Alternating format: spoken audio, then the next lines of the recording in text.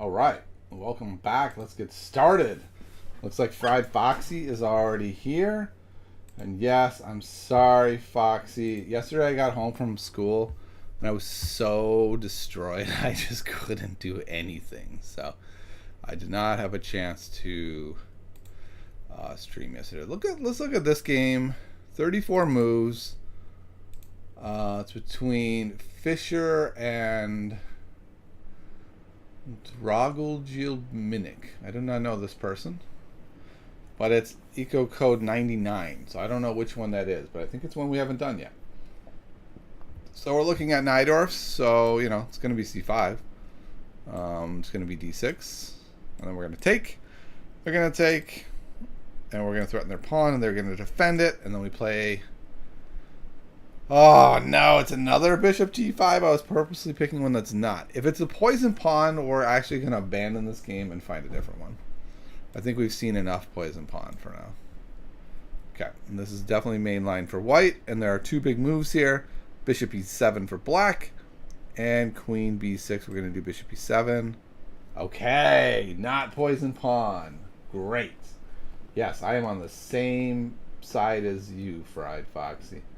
How do you choose the games to replay? I am just going through in Chessabe Fischer's games and picking them sort of randomly. I'm purposely trying to pick ones that are like under 40 moves if possible. This one has like a double beauty mark next to it, so apparently there's going to be some cool stuff. And I'm trying not to pick poison pawns ones. I'd say that's the big thing. Okay, so we got our bishop e7 in. I'm trying to remember here. I'm pretty sure theory is before castling we want to play knight d7. And I think the reason is because if they take, we want to take with the knight. Also just developing the knight. Maybe not castling yet. We're castling very soon though. I'm not sure that the precise move order matters, but we're going to do the knight. Okay, so that's the theoretical move. He plays queen c7. That's right. Fischer likes to play queen c7 in a bunch of these lines. We already saw that. And the reason was, in different lines, to be able to put the bishop here on c4. Okay, so our opponent castles long. It's going to be an exciting game. Moves we're going to want to make are b5. We're going to want to play knight d7 to c5 most likely. We're going to want to play rook c8. We're going to want to castle. So it's really trying to figure out like what is the order. I think the order in the bishop g5 line is actually knight b to d7 and then a very quick b5. And usually actually not queen c7 for a bit, because in a lot of these lines we actually want to sack the rook if we can, and we've completely taken that away by playing queen c7. So we'll kind of look at that after the game. Does modern theory have us delaying this queen c7 quite a bit? I think moving I think the move is either knight b to d7 or b5. I think both are good. I'm going to pick develop the knight first, and then we'll play b5. Okay, so that is the theoretical move. Our opponent just like bam, g4. I'm coming for you. Be ready. Yeah, I think the next couple moves are bishop takes.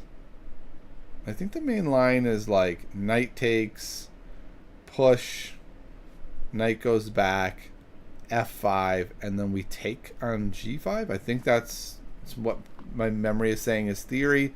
And I think here we want to play b5 and start our counterattack and not just sit here and sort of take their attack, but let's strike back. And the point is we go b5, we go b4, the knight moves, and we are starting our counterattack.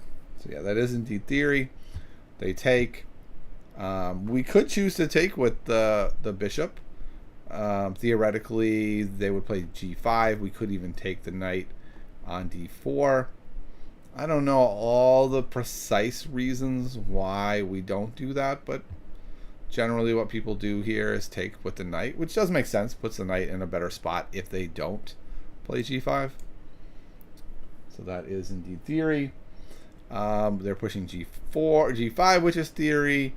We obviously aren't going to hang our knight. We don't have that many choices. It's like g8 or d7. I think pretty clearly d7's better. And then this is a little bit out of theory. This a3 move. It's not a bad move necessarily. In the work I've done,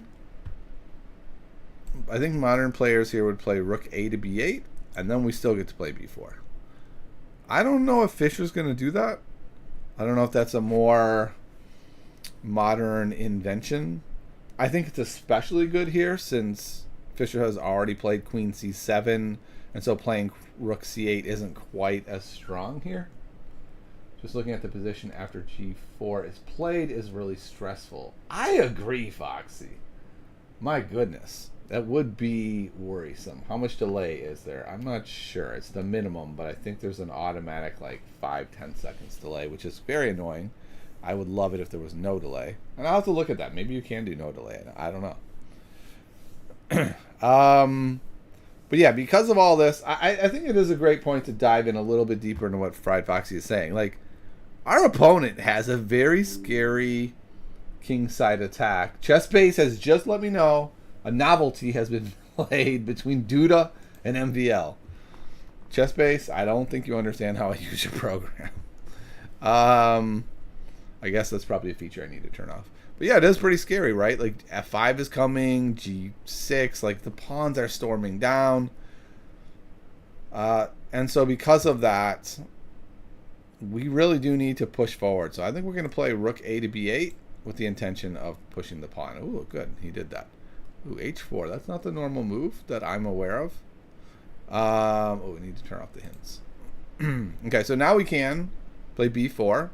If they take, we can take back with our rook. And I don't know, that looks pretty good to me. Like, suddenly our piece is in the game. And if we play b4, they really don't have a lot of other choices other than taking and opening up a file for us. So I think this helps our attack a lot.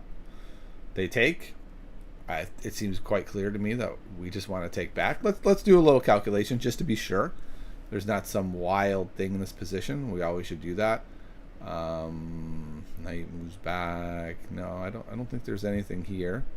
So let's take back. And yeah, our opponent's playing very weird here.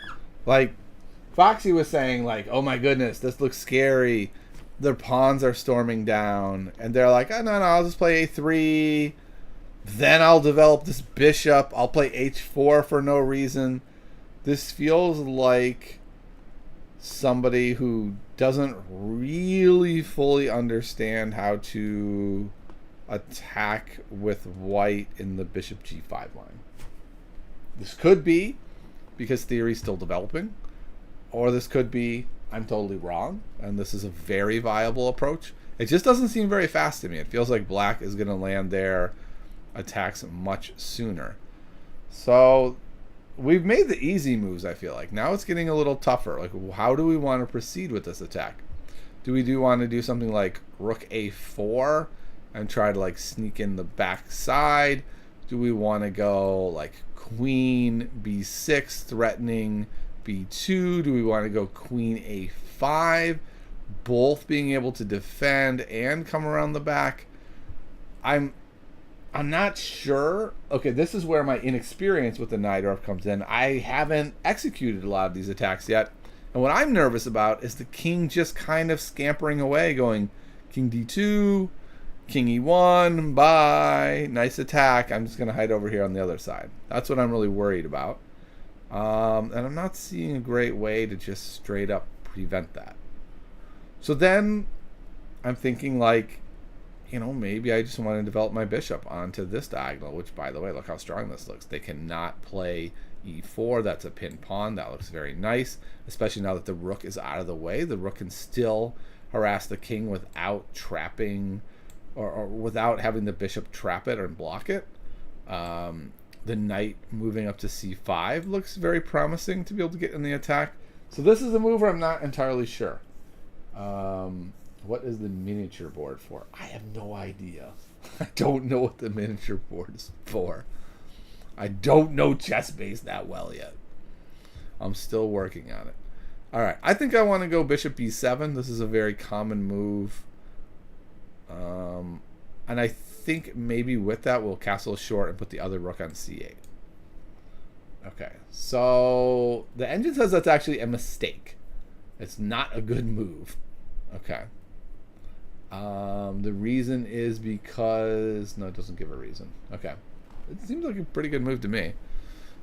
I don't see why it's a mistake. I missed what it was showing. Which means I might make another mistake because I totally missed why it was a mistake. I think castling into this attack is actually a very reasonable idea. So that's the other thing I want to do is castle. Okay, so castling is the right move. Okay. Seems to be a position a few moves from now. Oh, is it? I don't think so. I think it is this move. I think it's this position. I think it's just a miniature version of this position. I don't know why. What is this thing? Watch? What if we take that off? Oh, okay. We can take that off, but then we lose everything. Okay, well, I certainly didn't want to I didn't want to lose the move. Okay, interesting. All right, so what happened? So we went castles. They went in here. And then, like, okay. Like, their knight is threatening our bishop. Why aren't we taking the knight? That would be my question. Like, what is happening here? What am I missing? Because this just feels like a very obvious pawn takes knight. We're up a piece with very little compensation that I see. They're not hitting d6 a few times. I don't understand why we wouldn't just take the knight. It must be a tactic, right? Like this, because right now it's just a hanging knight. I'm very confused here. What am I missing? Let's see. This doesn't open up the files. They can take with the bishop. They're threatening h7. The queen comes into h5. We can't really play h6 very easily. That will kind of destroy our game. So maybe that's the point. So we take, bishop takes f5. What do we do? Let's say we move the rook away to d8. They play queen h5. Then we go knight f8 covering h7. And that feels to me like it holds. So, I don't know. Daria, how are you doing? Okay. I'm going to take here. Clearly it's wrong. It is a mistake because then the knight can come into d5, forking the queen, forking the rook, and forking the bishop. And if they end up taking the bishop, it is with check. Okay, so that is not a hanging piece. I missed that tactic. So Fischer moves the knight to c5, which is what we wanted to do anyway, and makes it so that the queen is now backing up the bishop. So what did white do? I don't see white's move. But why aren't you showing me white's move? Okay, so white does take the bishop, and it seems pretty clear to me we want to take back. Okay, so now our queen is not quite where we wanted it to be. Something happened here, and now it's not playing white's moves for us because I hit that button. So white plays h5. Okay. Again, the attack's coming, but man, this attack is slow. I have hints turned off, and it's giving me hints. I don't know. Something got really messed up by hitting that button. Okay, so I think it's pretty clear we need to move the bishop. The bishop is in the way of the rook. The bishop is not doing anything. My question is, do we put the bishop on b7 where it's fairly strong? We are actually threatening to win the pawn even on e4 and double attack the rook and queen. So that's quite strong. But then our rook can't go to b8 and double up. It can go to c8 though, which looks pretty powerful also. And going to d7 doesn't seem to do much. So I think I want the bishop on b7. That seems fine. Okay, it says that that is the best move. They're just keeping the attack rolling. So I guess our question is a couple things. Your move is Queen B7. Oh, Queen B7. That's interesting. It would have doubled up on the B pawn and still accomplish a lot of what we wanted to accomplish. That's a really interesting idea. We'll have to look at that with the engine to see if maybe that is a better move, or if it's not, what the problem with it is. I think for me, there wasn't a problem. It's just that by moving the bishop, now we can bring the rook into the game. And I feel like the rook is that last piece we want in. But my question now is, are we playing g6? Are we just ignoring their attack and saying, well, I want to move my rook anyway, so if they play h takes g7, then that's fine. It's just a wall for my king. I hide behind their pawn. And I'm kind of tempted to say that that's what we should do. We should just play rook c8, let them take the pawn. Let's do a little calculation. If we go rook c8, they take our pawn on g7. What can they do to continue? Let's say they play f5, we take, they take with the bishop. Now the bishop and the rook are hitting h7. Those look a little worrisome. Our attack feels slow. Oh, we are attacking this e-pawn, though, with some degree of fervor, right? So, yeah, why can't we just actually play bishop takes e4 here? Takes with the knight. We take with our knight. I guess they can play like c3 then, and try to force the rook to move away from defending that knight. Okay, so we gotta actually calculate here. So bishop takes, knight takes, knight takes. We've won a pawn.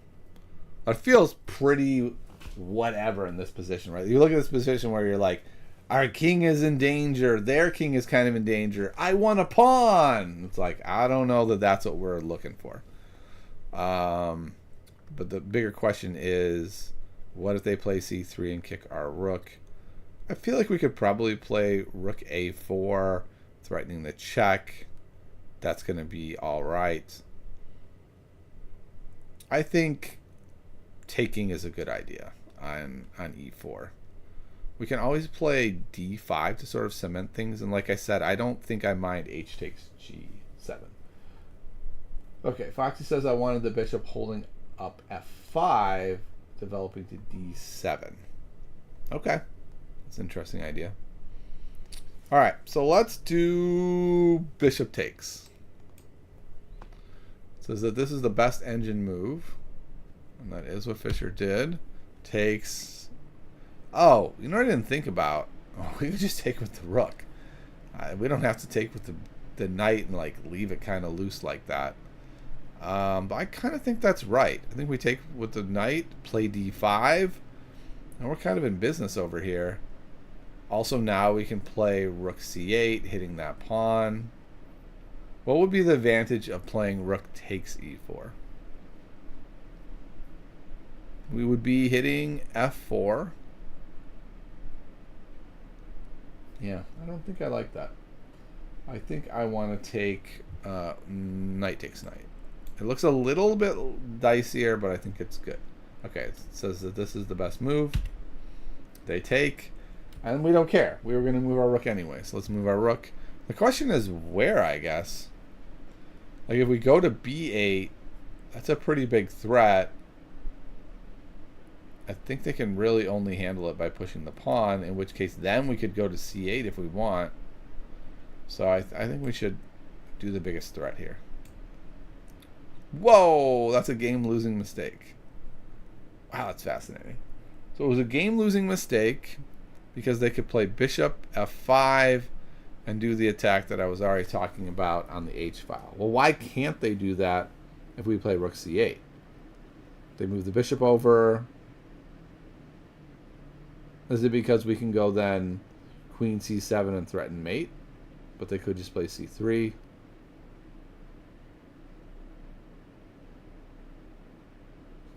That's interesting. All right, let's see what our opponent does. They just play rook h2, which makes sense, covering up the pawn.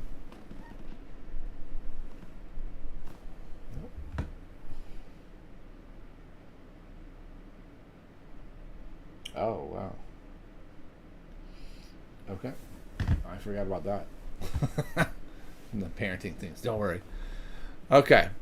I like d5, but it feels slow in this position. It feels like our opponent is really close to delivering some really killer blows with bishop f5, rook h1. Like, the heat is on.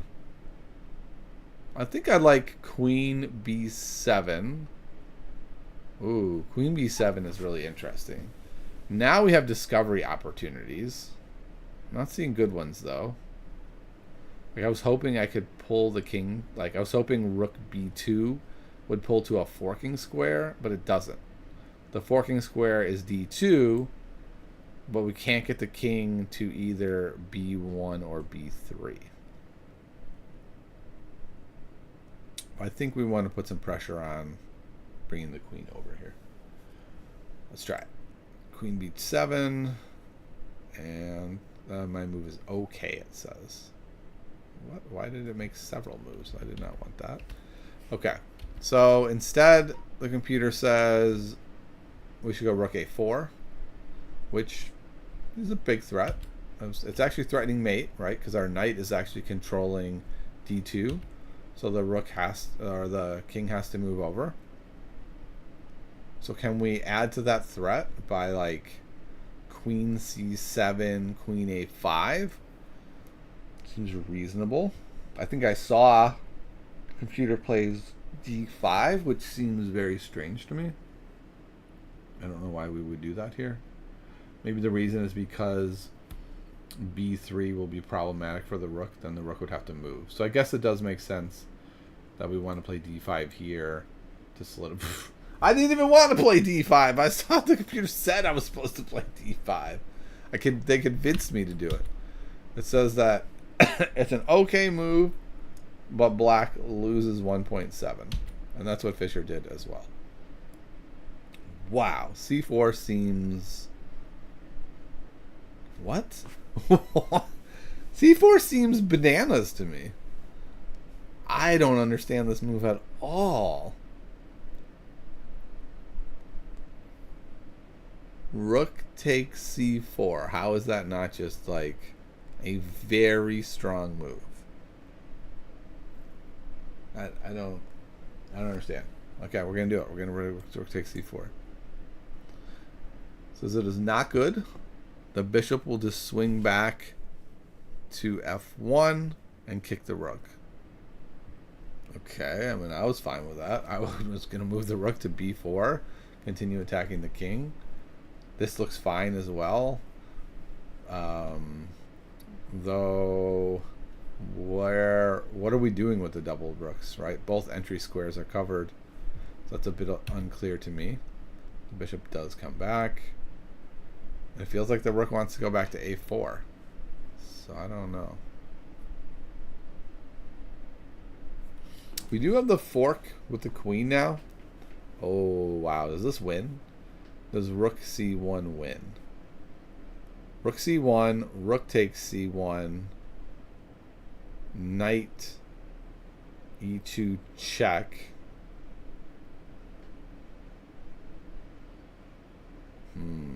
We have to lose both rooks because the king can go to a2. Oh, knight d2 check doesn't work anyway. That sneaky rook over there. Something's happening with my brain. It keeps forgetting that rook is on h2. I think this is part of the sort of storytelling.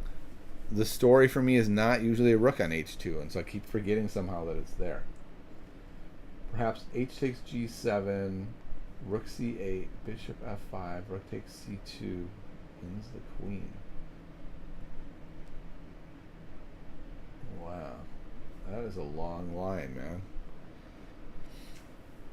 Okay.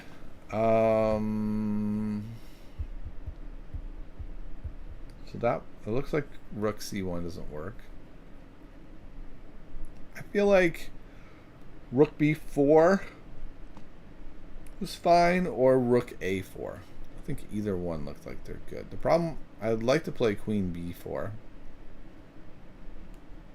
But I'm going to go here and just double up there. Mistake of 3.8.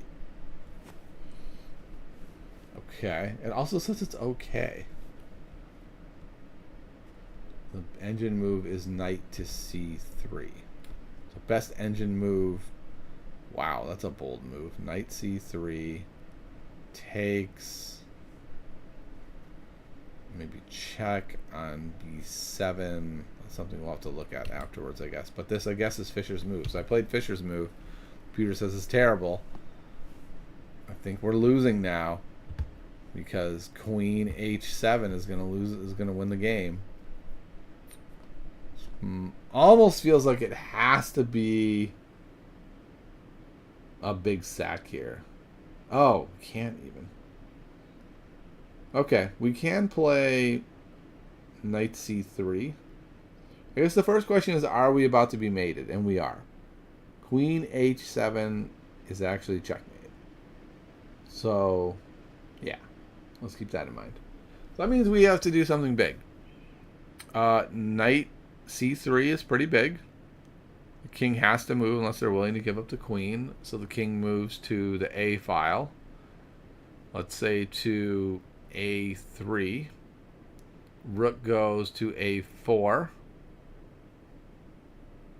King goes to b3.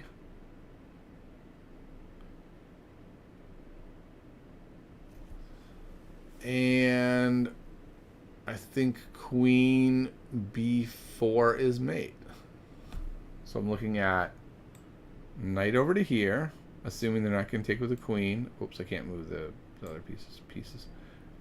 Moves to a2. We check on a4. They could give up the queen. We'd be happy with that. The king moves to b3, and the queen comes out to b4. Backed up by the rook, and that's checkmate. So I believe we have found checkmate. Let's try it. Bam. That move is best. What? I didn't even calculate they could move that way? What am I doing? Okay, they could clearly just move that way. Probably is still going to be mate. We have so much pressure here. So let's see, how do we want to do this then? I'm looking at knight e4 covering the d2 escape square. So that means it's not a double check, but they can't block the check. Wait, can they block the check with rook c2? I guess they can. But if they do, I could take. They take with the king. Then I play queen c5 check. Now the king is really on the run. It has to go to, say, c2. Then I can take on d2 with the rook. King keeps running. Has to be careful of getting trapped or losing the queen. I think we got to go this way. So sending him back does not work. Okay. I thought that worked. Oh, okay. Well, that doesn't look like it's going to work. Although I keep forgetting about this rook on h2. I was thinking I could just take here. But it's takes, and then what? Looks to me like maybe... I was going to say queen c5, but it's the same type of problem. Could go back to rook c3. Try to get a draw. I don't think that's what we want here, even though they have a mate in 1. It still feels like we have good stuff here. Rook takes b2, rook takes b2, knight takes b2, king takes b2, queen b4. They block with the queen on b4.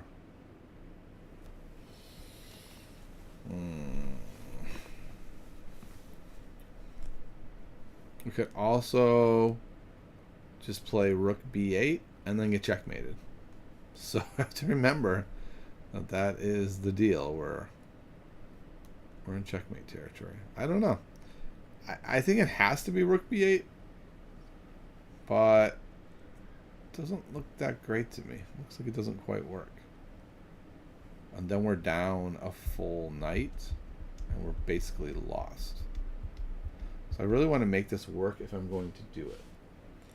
One last try. Rook takes b8 or b2. Rook takes b2. Knight takes b2. King takes b2. Queen b4. Queen b3 blocking the check. And I can't even really check other ways. I can't lure the king away.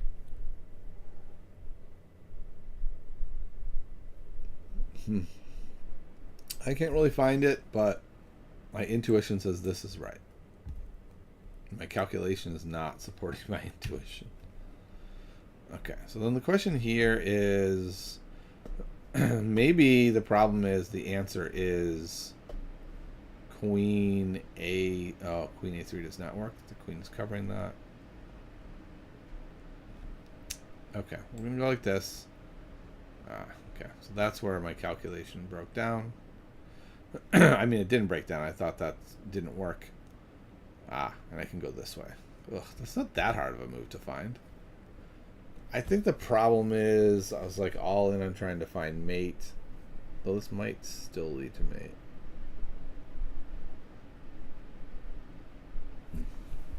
Okay, so they move the king over. We go...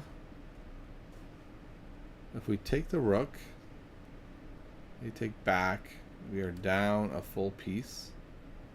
Then what? Let's say we go queen c5. Yeah, I guess it's hard to guard all the infiltration squares. Maybe they play... Takes.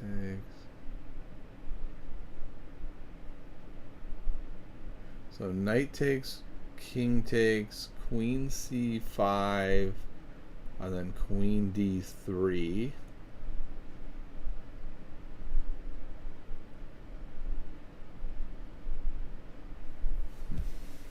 Yeah, not sure. Oh, it doesn't work. Okay. Your move is not good, it says. Yikes. Okay. This certainly is good, right? We've got discovery check, discovery hitting the queen. That's a very strong move. Takes away the discovery on the queen. Now if we play knight e4, not a lot of moves left for our opponent. They can go king b1.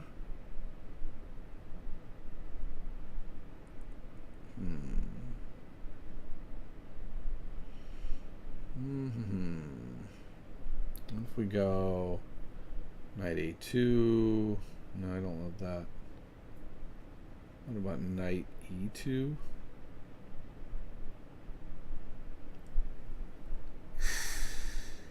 Boy, I'm having trouble putting this one away.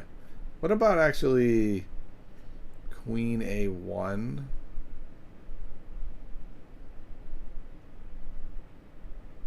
And then knight d2, king d2. Then we're taking their rook. So I think this works. Okay, it does work. We take here. And now they are on the run. We can't mate on e2. So what do we do from here? I think we play knight e4. If they take, we can take back. We have a lot of pressure on their king with things like rook c2.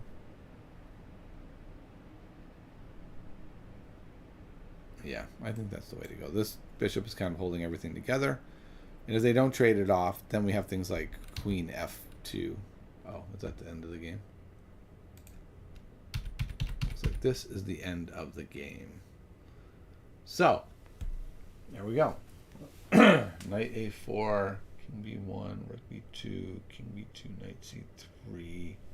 Yeah, looks like you got there. This one I only got 37% failed.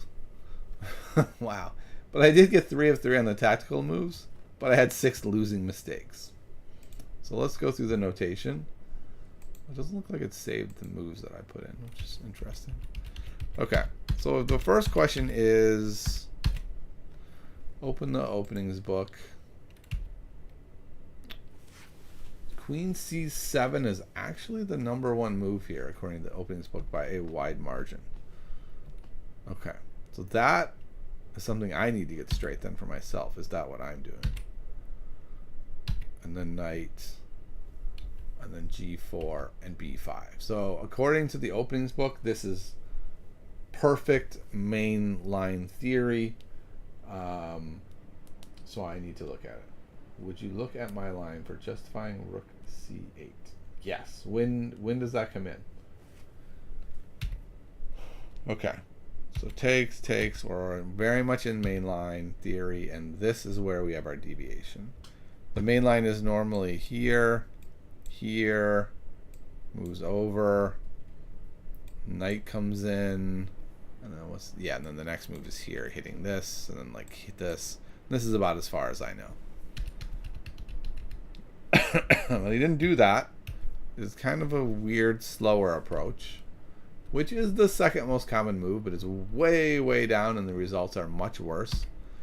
And I remember recently in some course I was looking at that Rook B8 is how you want to respond to this, so you can still push your B pawn. And then they played H4, which is also quite slow. I bet if we look at the engine will say black is doing a little bit better. Probably not a ton better, but white has not brought their attack at the speed they're supposed to. So yeah, it's about tied. Rook C8 justification for H takes G7. Okay. So this is when we get to the H takes G7 thing. Got it. So they take, we take, and we have an even game in that. Again, looks kind of weird, but it's fine. Oh, the engine didn't like castling here. The engine said we should go bishop B7 first. So castles, and then we have this little tactical trick that I missed. And so he saw it. A trade happens. And then again, another move. This is the losing move according to the engine. The engine says you have to play F5 and go that way. So just think about that for a moment. H5 loses, F5 wins. I mean, that is some wild stuff. Okay, we developed a bishop. And then this is especially not good because of what we said, that we can just ignore it and just play on like they didn't even play it. Rook takes is what the engine thinks is best here, but basically the same. Knight takes, and then after this. So I imagine this is where Foxy's talking about Rook C8, which is the engine's favorite move by far. So Rook C8, and then Bishop F5. I think you're talking about Bishop F5 here. And Bishop F5 seems quite strong, right? Doesn't it seem like it's threatening immediate mate every single move? No, they can't go. They can't go there. We would just take. So it must be later. But when they can, it's quite strong. Okay, so they double. This move, fascinating. Here, the engine says if we go Queen C7, threaten the mate, we're keeping the pressure on, we win. And if we go here, it is tied again. It's basically the game is completely tied. Engine says D5 is unnecessary. Instead, we have this move now, which I waited on.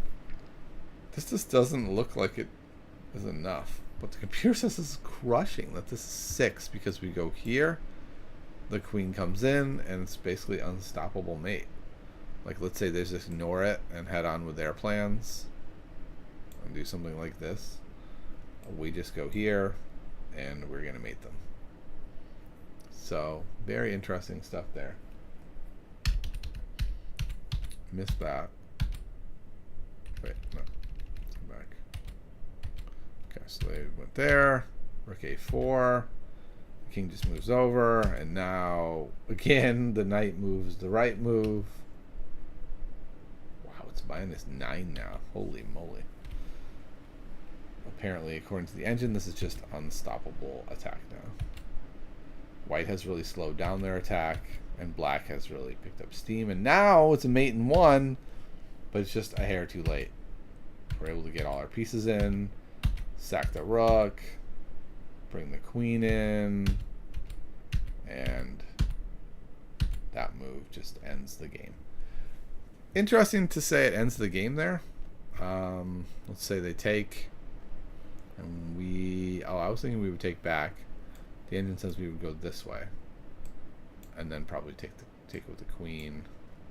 And now we've got this queen and king really after. The queen and rook really after their king, and our king's quite safe, right? This rook's out of it, the queen's out of it. This pawn, if anything, is helping us. It's like a wall holding back our opponent. So interesting stuff. As far as takeaways, my personal biggest takeaway is that I thought Queen 7 was wrong, and it's the #1 book move. So I need to figure out, have I just misremembered the opening order? And I think it is. I think Queen C7, now that I'm remembering it, is the move, which is worrisome for me, that I thought it was Knight B to D7 first. So I need to refresh that. Second thing is, in this really sharp I'm pushing, you're pushing, White wasted a lot of moves that were not pushing, and it seemed to really backfire. And then, most shockingly, H5 loses and F5 is fine. So it's really like, if you're going to play these super sharp openings, you have to know what you're doing, which is a little bit scary for me because it's not really my main thing. Foxy, I tried to. I wasn't sure where you were talking about. I'll go back there in a minute, though. Yeah, I think that's the biggest takeaway, is that... Oh, and then I think the last one is this one. I think a lot of people would be tempted to push here. And if you push here... Let's see what happens to our advantage. Our advantage, we in fact lose. Like this is a losing position now. So interesting stuff. It's losing because of this idea. It can go here and in. But bottom line is, this is very weakening, and we can see we don't need to weaken. We can just use their pawn as a shield for us. So it's just a really important thing that I think, especially newer players, that's a really kind of hard concept to come up with. Like, I'm going to use their pawn to shield. Okay, let's try to find what Fried Foxy was talking about. I think it must be here, here, and then here. And why wouldn't I take there? Let's see.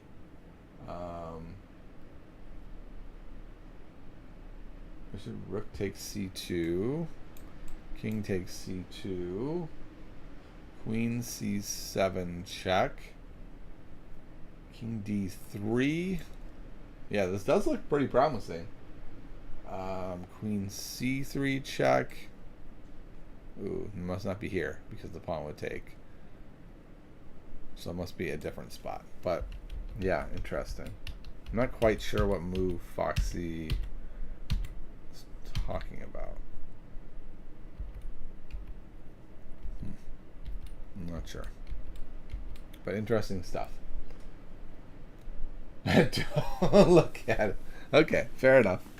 I mean, it gets hard, right? That was a very long line. Certainly for me, long calculations are wrong calculations. A little less so for Foxy. Foxy's a better player than I am.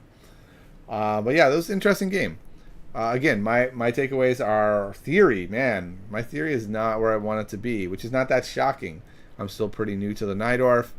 But then I think the other main thing is, like, if you're going to play the white side and you're going to castle long and you're going to dare your opponent to attack you, but you're going to attack them, you kind of need to attack them. You can't mess around and just like develop your bishop and do things like that. Like, you got to bring it. All right. So hopefully that was an interesting one. Unfortunately, that was going to have to wrap it up today. Today's going to be a little bit shorter. I've got parental duties on hand, and I will see you all very soon. Probably tomorrow.